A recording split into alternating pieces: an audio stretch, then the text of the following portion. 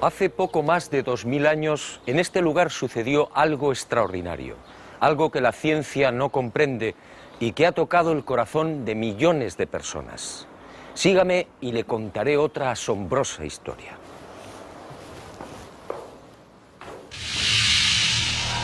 Todo empezó con el ajusticiamiento de un hombre. Fue brutalmente torturado. Fue azotado. Cargó un pesado madero hasta el lugar de ejecución. Fue clavado por las muñecas y pies y murió en la cruz. Y fue sepultado.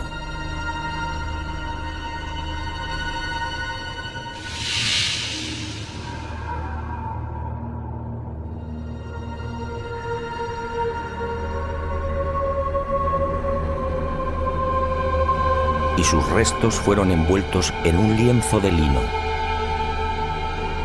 Y al poco de morir, algo singular y extraordinario acaeció en el interior de la sepultura.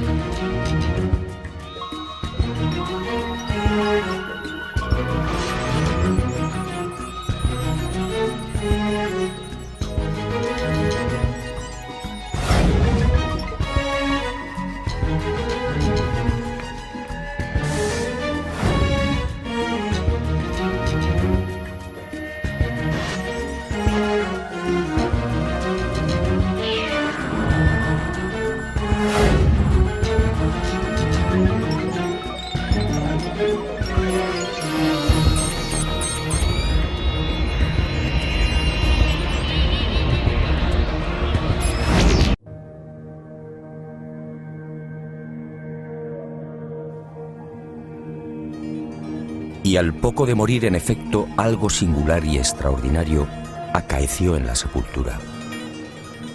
En aquel lienzo, nadie sabe cómo, quedó dibujada la imagen de un hombre muerto. Esa espectacular imagen recibe hoy el nombre de síndone o sábana santa. Sin duda, uno de los grandes misterios a los que se enfrenta la ciencia.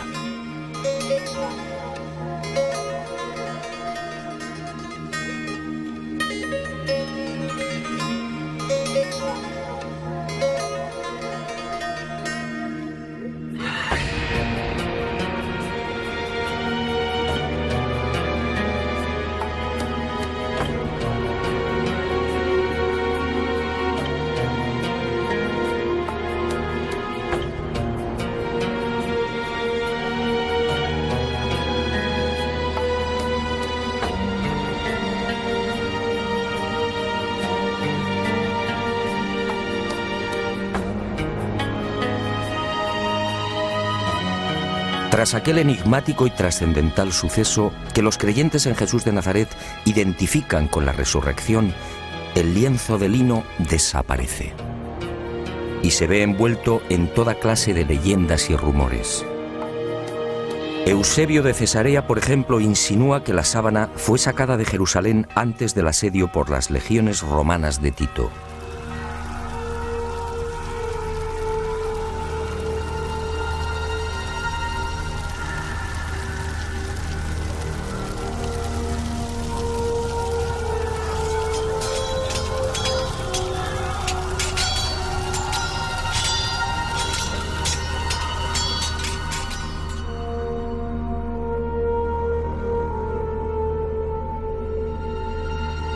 y los discípulos del Maestro pudieron ocultarla en la ciudad de Pela, al este del Jordán.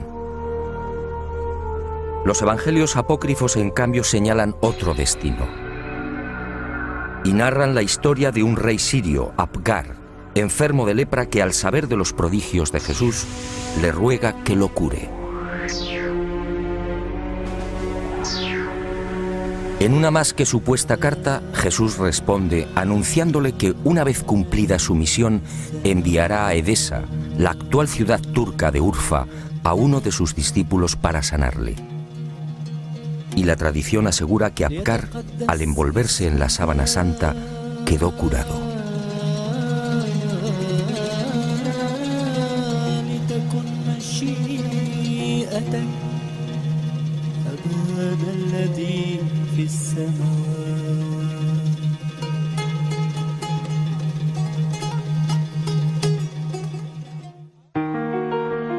Al margen de estas leyendas, lo que parece más probable es que el lienzo terminara saliendo de Jerusalén por simples razones de seguridad. Como es sabido, la ley mosaica prohíbe el contacto con cadáveres o con restos funerarios. Este era el caso de la sábana santa. En opinión de muchos exégetas, los discípulos de Jesús, al hacerse con el lienzo mortuorio, se vieron en la necesidad de trasladarlo lejos de Israel, ocultándolo en alguna de las nacientes comunidades cristianas de Asia Menor. Y Edesa fue el lugar elegido, quién sabe si por la protección del mítico rey Apgar.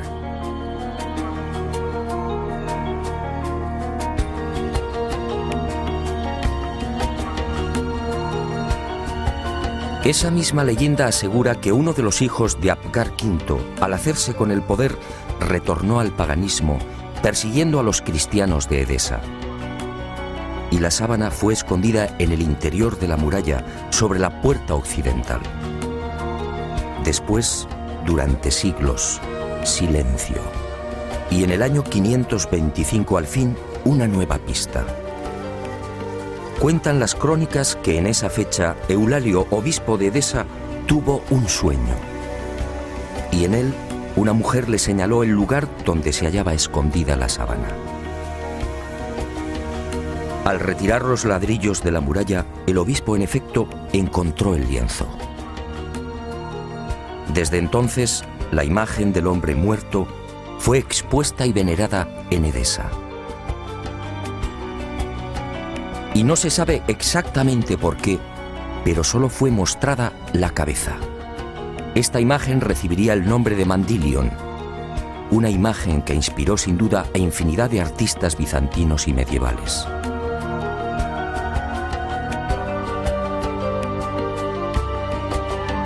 Y durante 400 años el lienzo permaneció en Edesa, pero su fama llegó hasta los confines de la cristiandad. Y en el año 944 el supersticioso emperador de Bizancio, Romano Lecapeno, tomó la decisión de apoderarse del Mandilion. Suponía que así, con la sábana en su poder, obtendría la protección divina. Y un poderoso ejército rodeó Edesa. La sagrada reliquia una vez más sería causa de muerte y sufrimiento. Finalmente, Edesa se rindió y el Mandilion entró triunfante en Constantinopla. Era el 16 de agosto del 944. Allí, en la iglesia de Santa María de Blanquernas, fue expuesta a los fieles todos los viernes. Robert de Clary, soldado y cronista de la mal llamada Cuarta Cruzada, dejó testimonio de ello. Había en Constantinopla, entre otros, un monasterio que se llamaba Nuestra Señora Santa María de Blanquernas, donde se conservaban las síndones en que nuestro Señor fue envuelto, que cada viernes se mostraba vertical, de modo que se podía ver bien la figura de nuestro Señor. Y de nuevo la guerra y el fanatismo religioso silenciaron el ya arduo peregrinaje de la sábana. En la noche del 9 al 10 de abril de 1204, los cristianos atacan Constantinopla. La ciudad arde y la síndone desaparece. No existen documentos que certifiquen su nuevo destino y los nuevos propietarios, pero todo señala a los caballeros templarios como los custodios del lienzo, al menos durante un siglo. No es ningún secreto que la Orden del Temple se funda, entre otras razones, para tratar de reconquistar Tierra Santa y, sobre todo, para poner a salvo determinados símbolos y objetos religiosos. Entre los más importantes, el cáliz de la Última Cena, el Arca de la Alianza y, sobre todo, la Sábana Santa.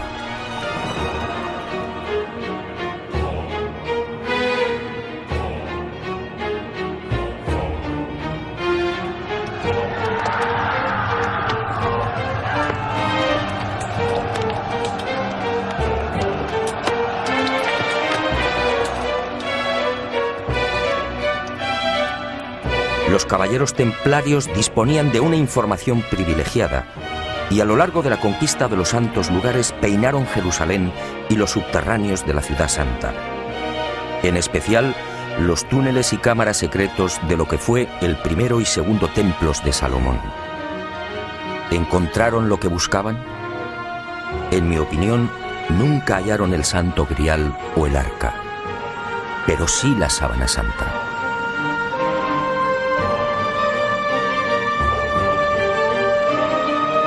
Se sabe que las múltiples reliquias reunidas por los templarios permanecen en la fortaleza de San Juan de Acre, en la costa norte del actual Israel, hasta 1291. Desde allí viajan a Chipre, Marsella, Besançon y París. ¿Pudo la Sábana Santa seguir ese itinerario? Es muy probable. Uno de los indicios que apunta a los templarios como los secretos propietarios de la síndone durante 145 años es la acusación por parte de la Santa Sede de venerar a un extraño rostro al que llamaban Baphomet, un rostro sospechosamente parecido al de la Sábana Santa. Esta, entre otras, sería la causa de la persecución y encarcelamiento de la poderosa orden templaria. En la noche del 6 de octubre de 1307, pocas horas antes de la caída de la cúpula templaria, un carro abandona la fortaleza del Temple en las afueras de París. El hombre que lo conduce se protege con una sábana. Los soldados de Felipe IV el Hermoso registran la carga de paja, pero no encuentran nada. Y la síndone que protege al conductor es puesta a buen recaudo. 7 años después, en 1314, Jacques de Molay, gran maestre de la orden templaria, y Godofredo de Charny, su lugarteniente y comendador de Normandía, son quemados vivos en una pequeña isla del Sena. La Sábana Santa sigue sin aparecer, pero sería por poco tiempo. En 1349, 42 años después de la caída del Temple, por orden del Papa Clemente V y del suceso del carro, otro Godofredo de Charny, señor de Lirey, saca a la luz el lienzo con la imagen del hombre muerto. Parece claro que ambos Godofredos de Charny eran parientes. ¿Pudo quedar la sábana en poder del segundo señor de Lirey? Es lógico, ya que la síndone se encuentra bajo su protección.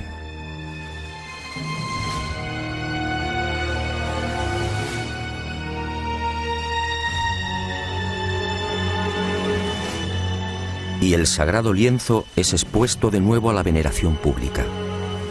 Pero el azaroso peregrinaje de la síndone no ha terminado. Unos 60 años más tarde, en 1415, Margarita de Charny, nieta de Godofredo y casada con el señor de San Hippolyte-sur-le-Duc, retira la sábana de la colegiata de Lirey. Tiene miedo a los pillajes que ha generado la Guerra de los 100 años. Y el lienzo es trasladado al castillo de San Hippolyte. Al enviudar, la pésima situación económica de Margarita le obliga a exponer la sábana, obteniendo así algunos dineros.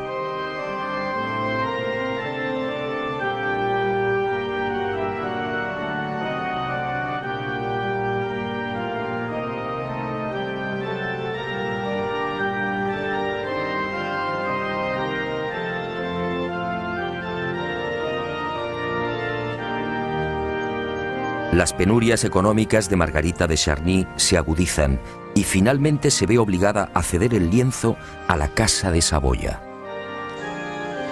El 22 de marzo de 1453 se firma en Ginebra el contrato de cesión.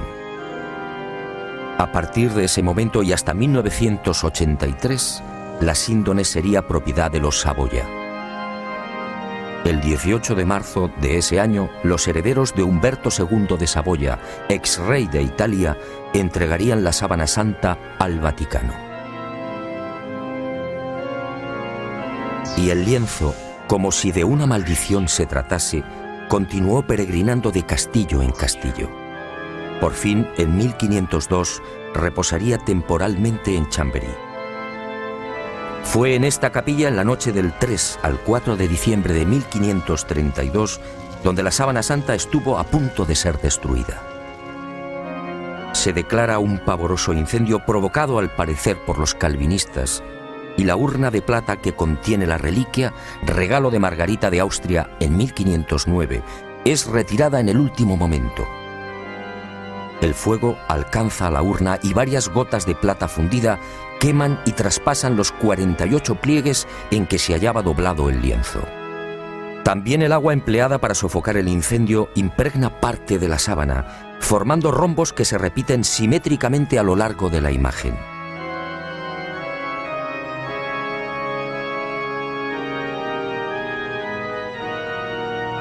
Y las monjas clarisas de Chambéry remiendan los desperfectos y cosen un forro en la parte posterior del lienzo.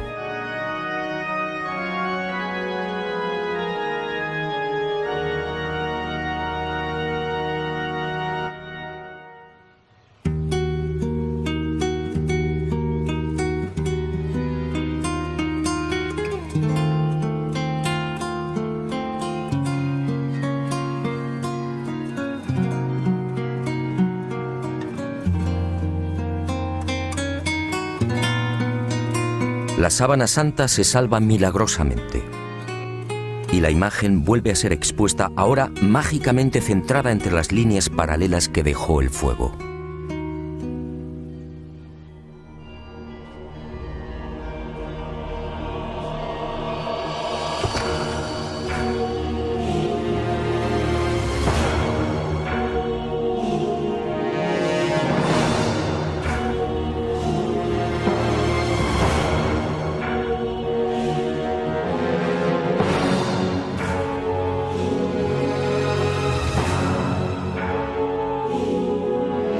Y el peregrinaje de la síndone toca a su fin.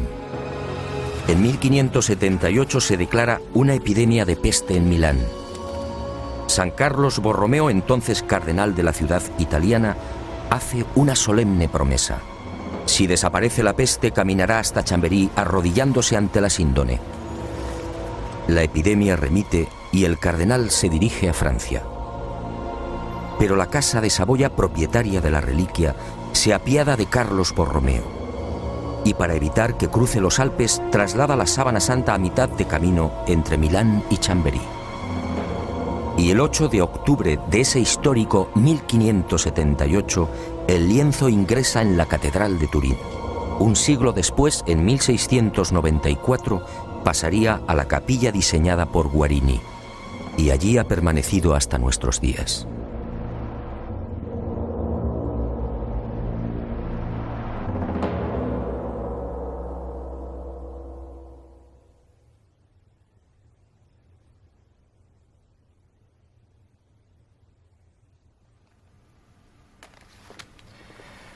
Evidentemente, a la vista de estos testimonios históricos, nadie debería dudar de la autenticidad de la sábana santa. Aún así, en septiembre de 1988, una noticia conmocionó al mundo. El carbono 14 arrojó una datación sorprendente. El tejido analizado, según dijeron, era medieval. Y los científicos situaron la época de su elaboración entre los años 1260 y 1390. Esto, de ser cierto, significa sencillamente que la imagen del hombre muerto es una falsificación. Y los medios de comunicación, con una lamentable falta de rigor, propagaron el suceso. De inmediato, otros científicos reaccionaron, poniendo en tela de juicio la bondad del carbono 14. Poco a poco salieron a la luz hasta 26 irregularidades en los procesos de datación efectuados por los 3 laboratorios. Y se habló incluso de complot. Pero la prensa ignoró esta segunda parte. Naturalmente, las fechas obtenidas por el carbono 14 indignaron a historiadores y científicos que llevaban más de 20 años dedicados al estudio de la síndone. Repasemos algunas de estas investigaciones.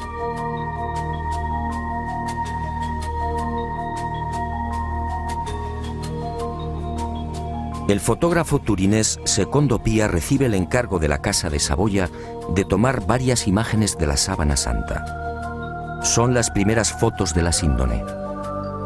Al revelar las enormes placas, el fotógrafo queda perplejo. Los negativos en realidad son un positivo. Y el mundo contempla por primera vez el auténtico rostro y la imagen real del hombre muerto. La síndone, por tanto, es un negativo fotográfico. ¿Había fotógrafos en los siglos XIII y XIV? Un primer grupo de expertos examina la síndone y toma muestras de los hilos de lino. Nuevas sorpresas. No hay pintura, tintes ni pigmentos. Nadie se explica la formación de la imagen. El profesor Raes del Instituto de Tecnología Textil de Gante analiza estos hilillos y descubre con el microscopio la presencia de fibras de algodón. En Europa no se tejió el algodón hasta finales del siglo XV. La síndone, además, fue tejida a mano y con una textura denominada espina de pescado, una modalidad que llegaría al viejo continente en ese mismo siglo XV. El lienzo, en definitiva, según Gilbert Raes, es idéntico a los confeccionados en el Medio Oriente en el siglo I. Y surge otra inevitable pregunta. ¿Cómo se las ingenió el falsificador de los siglos XIII o XIV para introducir en la urdimbre unas fibras de algodón todavía desconocidas en Europa? Médicos y antropólogos examinan también la figura del hombre muerto. Lo que ven les llena de admiración.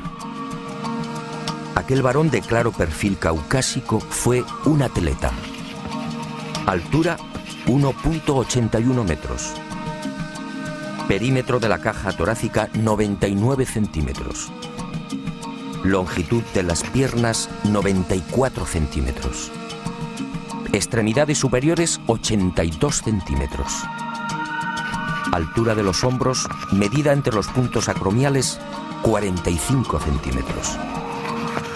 Perímetro máximo de las rodillas, 42 centímetros.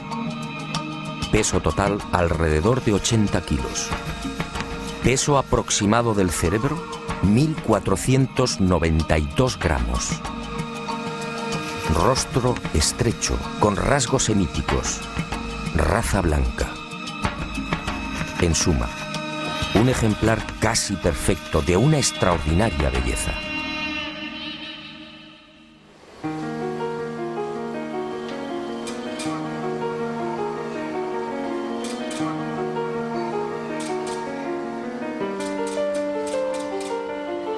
Los científicos tratan de imitar la imagen de la Sábana Santa y utilizan toda clase de procedimientos.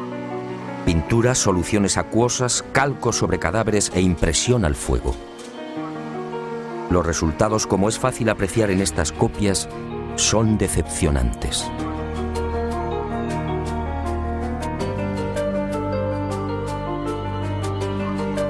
Ninguna de las imágenes obtenidas presenta la belleza, serenidad y perfección del hombre muerto. La duda sigue en el aire. ¿Cómo se las ingenió el supuesto falsificador para plasmar una figura tan precisa y delicada? Pero sigamos. Las sorpresas de los científicos apenas habían comenzado. En la noche del 23 de noviembre de 1973, Max Frey, palinólogo y experto en criminalística, tiene acceso a la Sábana Santa. Toma muestras del polvo adherido al lino y las analiza al microscopio electrónico.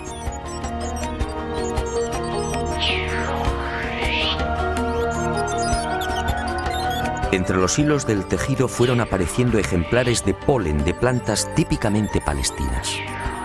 La asuera fue una de las primeras. Después llegaron otros pólenes de la flora halofita que creció en el Negev y en los estratos sedimentarios del lago de Genezaret hace 2000 años.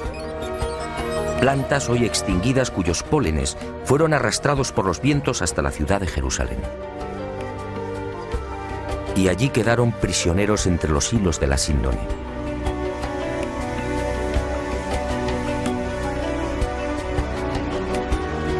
Después descubrió el polen del Linum mucronatum, una planta exclusiva de Turquía, otros 9 pólenes de la región de Anatolia y 12 especies que crecen en Francia e Italia. En total 22 pólenes que certificaban el peregrinaje de la sábana santa por Israel, Edesa, Constantinopla, Francia e Italia. En otras palabras, lo que ya sabíamos por la historia. Y vuelvo a preguntarme, si la síndone hace 2000 años recibió el polen de plantas de Israel, ¿cómo se las arregló el falsificador de los siglos XIII o XIV para obtener un polen ya extinguido? ¿Cómo pudo seleccionarlos si el microscopio no estaba inventado?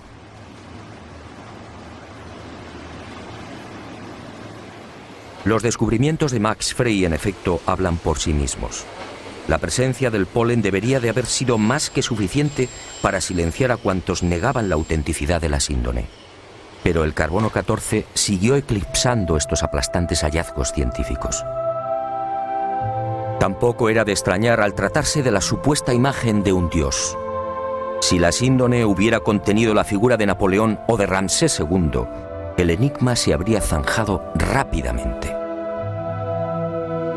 También en 1973 se llegaron a otras no menos interesantes conclusiones.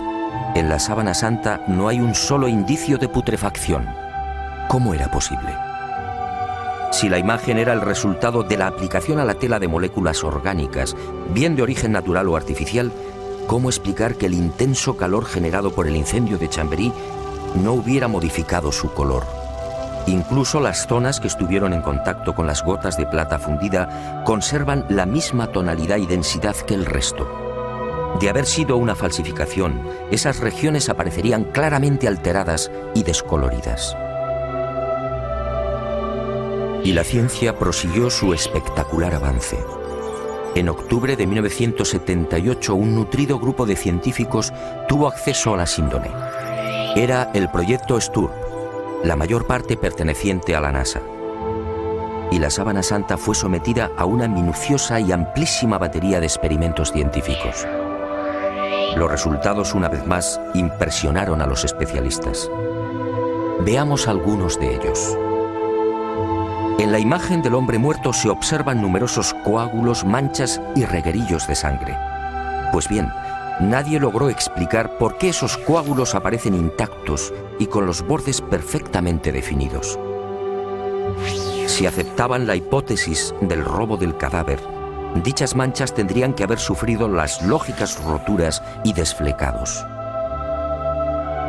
Al introducir un escáner entre el lienzo y el forro cosido por las monjas clarisas de Chambéry, se observó que la sangre había penetrado también en el reverso del lienzo. Aquella sangre era del grupo AB, muy común entre los judíos. Las diferentes analíticas y pruebas hematoscópicas demostraron la presencia en la imagen de sangre venosa y arterial, así como de la albúmina del suero sanguíneo. Y el veredicto del carbono 14 quedó nuevamente en ridículo. ¿Qué falsificador de los siglos XIII o XIV tenía la capacidad para aislar y distinguir el grupo AB o la sangre venosa del arterial? Como es sabido, mucho después, en el siglo XVI, el español Miguel Servet fue condenado a la hoguera por asegurar, entre otras cosas, que la sangre circulaba. Y los científicos volvieron a comprobar lo que ya se sabía: ni rastro de pintura ni de pigmentación alguna. Aquel supuesto falsificador efectivamente tuvo que ser un genio. Otra de las sorpresas llegó al explorar los hilos. En este tipo de tejido, cada hilillo está integrado por unas 200 fibras. Vistas al microscopio parecen cañas de bambú. Pues bien, De esas 200 fibras, solo 2 o 3, las más superficiales, aparecían chamuscadas. Solo 2 o 3 eran las responsables de la formación de la imagen. En un primer momento, los científicos atribuyeron el abrasamiento de las hebras superficiales a una misteriosa y desconocida radiación. Una energía intensa y brevísima. Solo así podía explicarse una imagen tan superficial. Después, al examinar las fibras con el microscopio de contraste de fases, se percataron de algo mucho más sutil. Las hebras en realidad no estaban quemadas. Las fibras habían sido deshidratadas, es decir, envejecidas y oxidadas en centésimas de segundo. En suma, se habían vuelto amarillas exactamente igual que amarillea el lino con el paso del tiempo. El resto de las fibras, sin embargo, conservaba la frescura y el color más claro, propios de un lino no envejecido artificialmente. Lo que los ojos aprecian en la síndone, por tanto, no es otra cosa que un cambio de tonalidad en las referidas fibras superficiales. Increíble, sí. La imagen del hombre muerto, según los científicos, tiene su origen en un singular mecanismo de envejecimiento.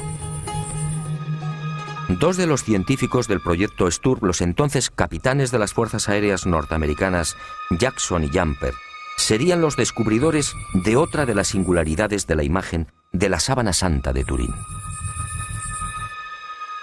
Al detectar aquella anomalía, sus esquemas mentales se vinieron abajo definitivamente. Trabajando con las computadoras, se percataron de algo aparentemente imposible. La imagen era tridimensional. Al contrario de lo que sucede con una fotografía normal y corriente, la imagen del hombre muerto conservaba una información subterránea, solo detectable con los ordenadores. Aquella no era una imagen plana. La intensidad luminosa de cada punto era distinta y dependía de la distancia del cuerpo al lienzo. El hallazgo fue tan asombroso que los capitanes repitieron el experimento una y otra vez, utilizando incluso voluntarios envueltos en sábanas. El microdensímetro escandidor y el VP8, la computadora utilizada para la recepción y recomposición de los millones de dígitos, arrojaron siempre el mismo resultado. Las zonas del lienzo que tocaban el cadáver, la nariz por ejemplo, disfrutaban de una luminosidad superior a las que se hallaban más alejadas del cuerpo. Nuevo mazazo al carbono 14. Que se sepa, solo en el siglo XX y con dificultades, fue posible la maravilla de la tridimensionalidad. En el transcurso de estos experimentos, Jackson y Jumper fueron a descubrir otro singular detalle. Al examinar las espaldas del hombre muerto, comprobaron que los músculos dorsales y deltoides aparecían extrañamente abombados. Esto llevó a los científicos a la siguiente deducción. Durante el proceso de formación de la imagen, el cadáver tuvo que permanecer inmóvil e ingrávido, es decir, en el aire. Y a Jackson y Jumper les corresponde también el descubrimiento de la primera pista de un hallazgo que me atrevo a calificar de definitivo y que fija la fecha de la aparición de la imagen. Ocurrió mientras trabajaban con la tridimensionalidad. De pronto, sobre los ojos descubrieron dos círculos. ¿Se trataba de monedas? Esa justamente era la costumbre judía en los enterramientos próximos al sábado. Los párpados del difunto eran cerrados y sobre ellos se depositaban sendas monedas. Al poco, el padre Filas, jesuita norteamericano, redondeó el descubrimiento. Sus pesquisas entre los más destacados numismáticos dieron fruto. Las letras que se leen en uno de los círculos, Ukai, eran idénticas a las que presentan los leptones, unas pequeñas monedas de bronce de 2 gramos de peso y 15 milímetros de diámetro. Unas monedas acuñadas por Poncio en la provincia romana de la Judea entre los años 29 al 32. Ukai era parte de la leyenda Tiberiu Caesaris, es decir, de Tiberio César, el emperador que gobernaba en el año 30, fecha de la muerte de Jesús de Nazaret.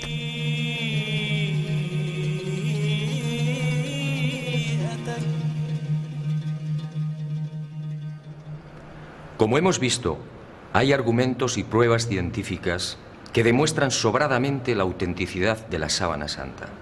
Alguien hace 2000 años, en aquel sepulcro, manipuló el tiempo e hizo desaparecer el cadáver. Una medida tan respetuosa como inteligente. ¿Imagina usted lo que habría sucedido si la humanidad hubiera conservado los huesos de Jesús de Nazaret?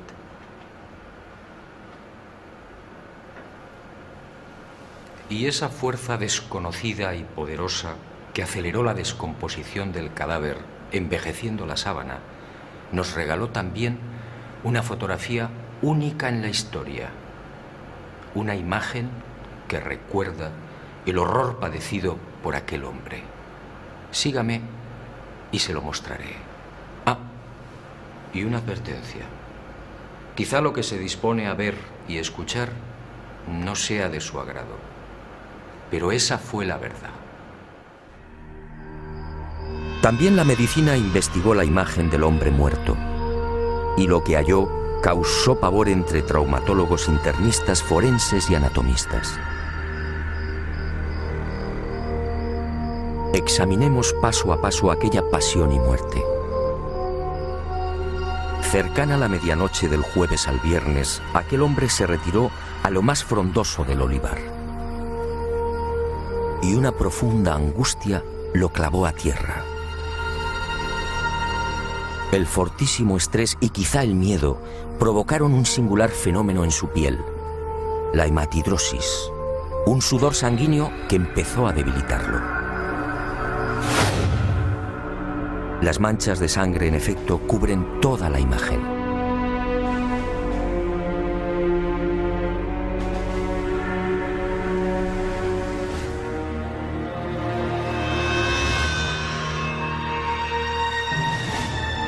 Y al estudiar el rostro, los médicos descubrieron otro detalle aterrador. Durante el interrogatorio en la casa de Anás, Jesús no recibió una bofetada como reza la tradición, sino un violento bastonazo propinado por uno de los esbirros del ex sumo sacerdote.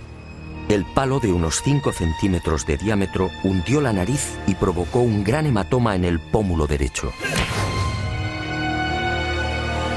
Así quedó reflejado en la síndone.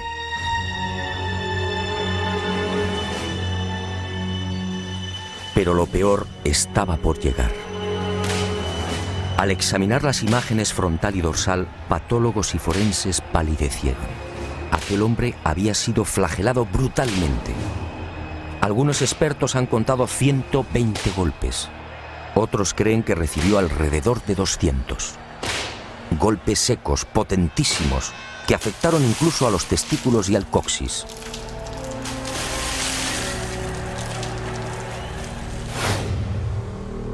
Golpes diabólicamente estudiados que no afectaron a la zona del corazón, evitando así la muerte prematura del reo. El mapa de los azotes no precisa de mayores comentarios. Los médicos no se explican cómo pudo sobrevivir. Coronación de espinas. La soldadesca romana de la fortaleza Antonia fabricó un casco con la Potherium spinosum, una zarza muy abundante en Palestina. Un matorral armado de púas rectas y en forma de pico de loro de hasta 6 centímetros de longitud. Y el yelmo fue encajado sin piedad en la cabeza del hombre, afectando a nuca, cuero cabelludo y frente.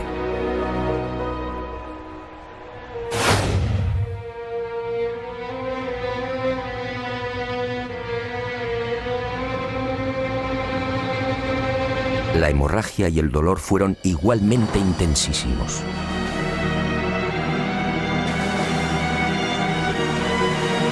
Minutos después, maltrecho, debilitado y febril, el reo se vería obligado a cargar sobre los hombros el madero transversal de la cruz, el patibulum, un tronco áspero y agresivo de unos 35 o 40 kilos de peso.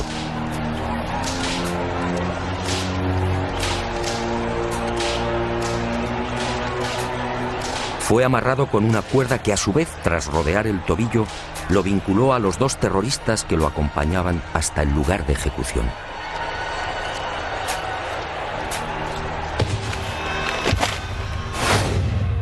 Y en esos 500 o 600 metros, la tortura de las caídas, los violentos impactos del rostro contra las piedras, las rodillas destrozadas, los dientes quebrados y los mechones de barba arrancados por los soldados al intentar levantarlo. La imagen de la Sábana Santa es fría y certera.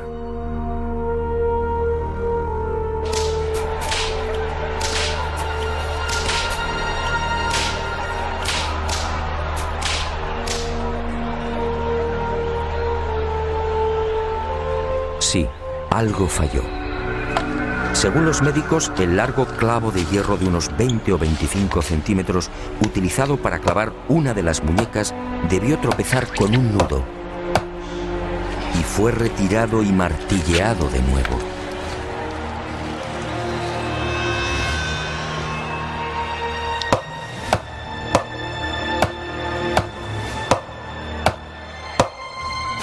El hombre de la sábana fue atravesado no por las palmas de las manos, sino por las muñecas, bien por el llamado punto de Destot o por la articulación radiocubital inferior. Los clavos rozaron el nervio mediano y provocaron la contracción de los dedos pulgares. Por eso no aparecen en la síndone.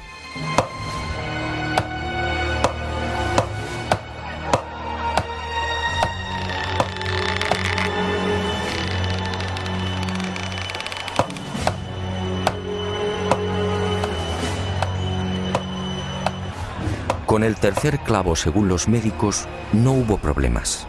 Entró limpiamente cosiendo ambos pies al madero vertical.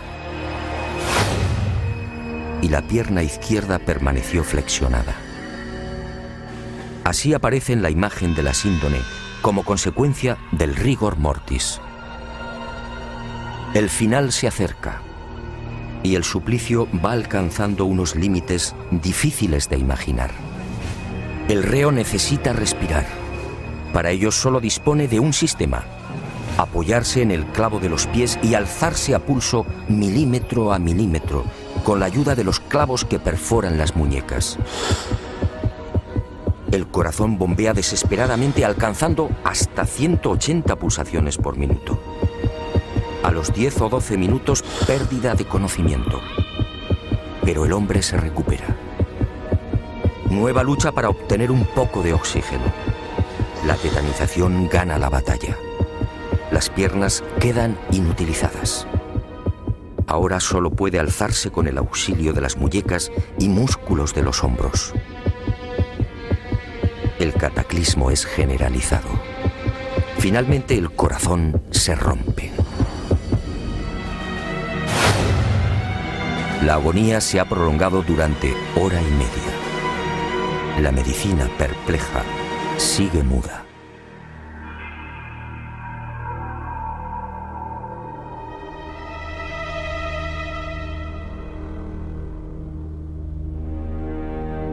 Pero el espanto y la humillación no han concluido. Uno de los soldados alancea el costado derecho del crucificado. Los médicos exploran la síndone y se muestran de acuerdo. Al recibir la lanzada, el hombre ya estaba muerto.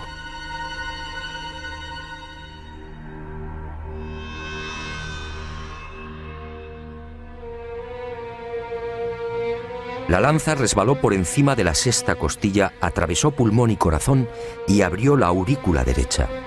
Y manó sangre y agua. Sangre de la vena cava superior. Agua o líquido seroso del pulmón. Después, en el descendimiento o en el traslado al sepulcro por efecto de la gravedad, la vena cava inferior se vació igualmente. Y ese reguero aparece también en la cintura del hombre muerto.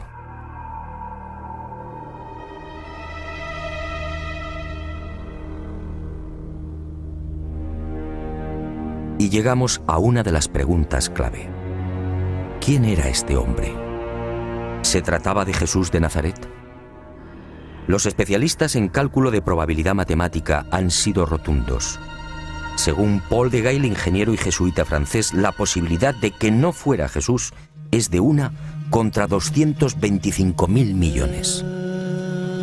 En palabras del médico italiano Tino Zeuli, esta probabilidad es la misma que tiene una piedra de convertirse en pájaro y salir volando.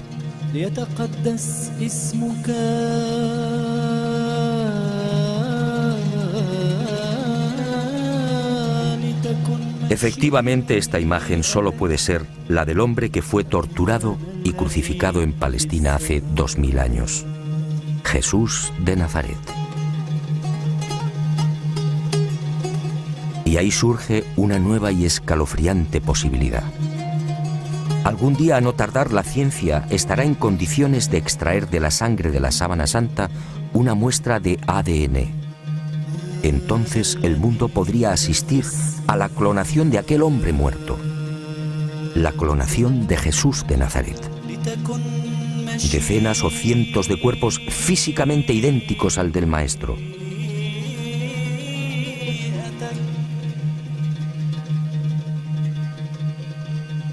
Y desde algunos sectores de la Iglesia se han alzado voces de advertencia. Atención, mañana el mundo podría comerciar con el cuerpo del Galileo.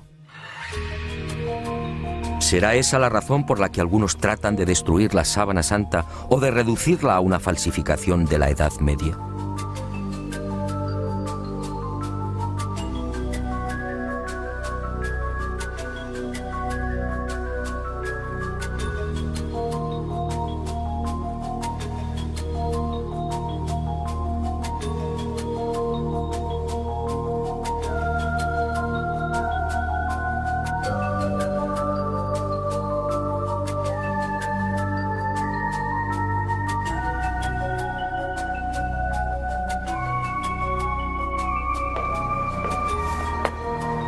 Ahora lo sé.